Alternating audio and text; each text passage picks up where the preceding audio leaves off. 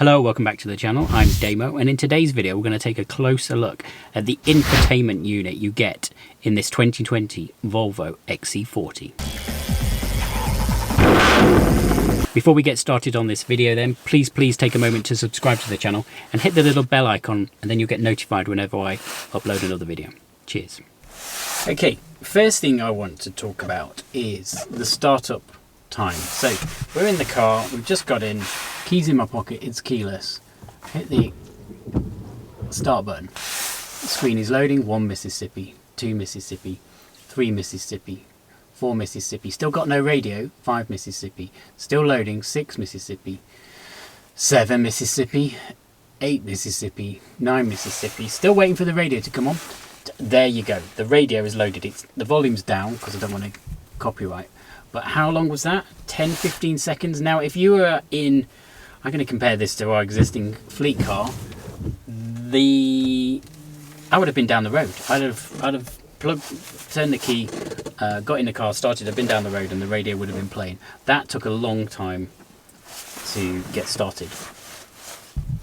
One of the things that struck me as a little bit odd, and I suppose frustrating, was that I can't navigate or do anything on this screen using the steering wheel buttons. First of all, there are no sort of scrolly jog wheels on the steering wheel buttons. They are only buttons that you push. So all of what you get in this screen, you have to do in this screen. If you wanted to start scrolling through various options for the car, turning things on and off, you can't really do it. You have from the dashboard and the steering wheel controls, you have to do it from in here, and you have to kind of swipe to do it, and then you've got all of the options here. It gives you the main options. They're all toggles on or off: cornering lights, active bending lights, collision avoid assistance, think it will brake for you. See what the delay on this is really frustrating, so I turn that off. Okay, now I want to turn it back on. Okay, so it's giving me a warning, and then is it staying on? And there it's staying on. It's not like an old school button. There is a delay. Okay, you got MPG here. You can see your computer. You've got the phone here. Okay, let's close. It's connected. See, how do I scroll? You think you want to scroll up, but you don't. These are collapsed menus. I don't want to. They're collapsed menus. They take a while to get used to. This is a collapsed bar, and it expands out. There you go. So there are no more options here, but if I scroll right, I can see more car functions. And if I scroll left, I was thinking I was going to go to settings. So you've got these things, so you can see driver performance. That's the MPG, around 28. Messages, car status. There's no thing to stay. Oh, so does that stay on now? There. What was there before? No, it's gone. Okay. Driver performance. Oh, okay. So whatever you pick on that previous screen here will come up here on the bottom pane here. Well, that took a bit of getting used to. There you go. Messages. There aren't any. I guess that's if you've got SMS enabled with your car. Okay, you can switch stations or wave bands between DAB, etc. there. You can also get to your favorites. Shush. There you go. And Bluetooth, which we have connected to Bluetooth device. Now remember, I'm doing this all while I'm sat down, not actually. There you go. Finally, my bizarre set of music. So I want the settings for the vehicle. Okay, so apart from scrolling right, I've got all these car functions. To get to settings, you have to scroll down. So where does my finger need to be to do that? You need to be about here. Anywhere in this part of the screen. Oh, there you go. And over here, you've got this settings button, and you've got more information in about the car. Again, right, you can't scroll that, but you'd think you might be able to. And then how do you close that?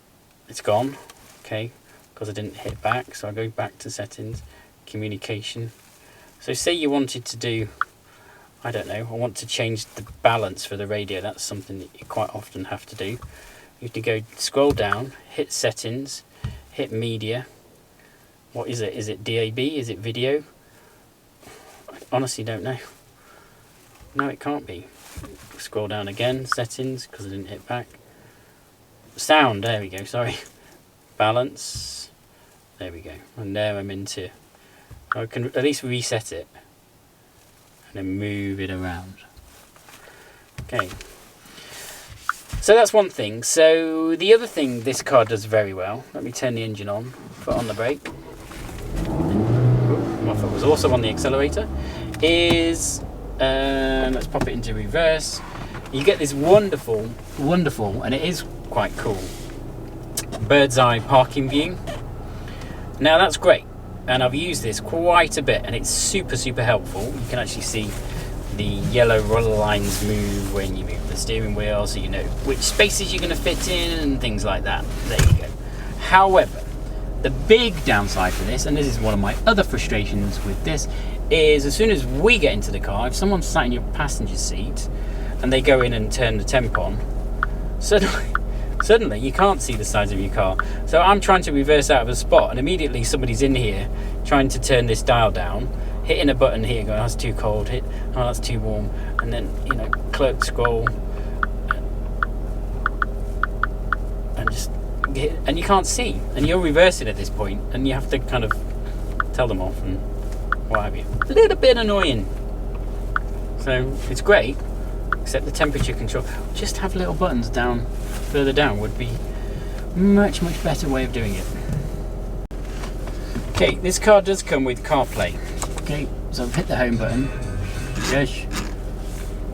And oh, it's come up. There you go.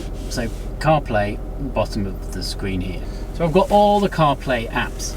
The thing to bear in mind with CarPlay is a couple of things that kind of annoyed me.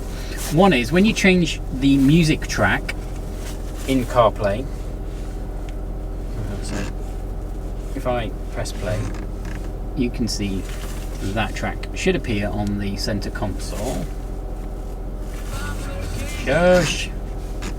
When the volume's down, the volume doesn't stay down. Will appear on the center console, but it won't.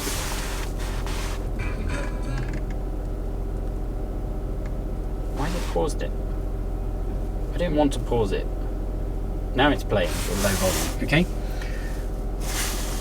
So again, it's really frustrating. So I've hit play.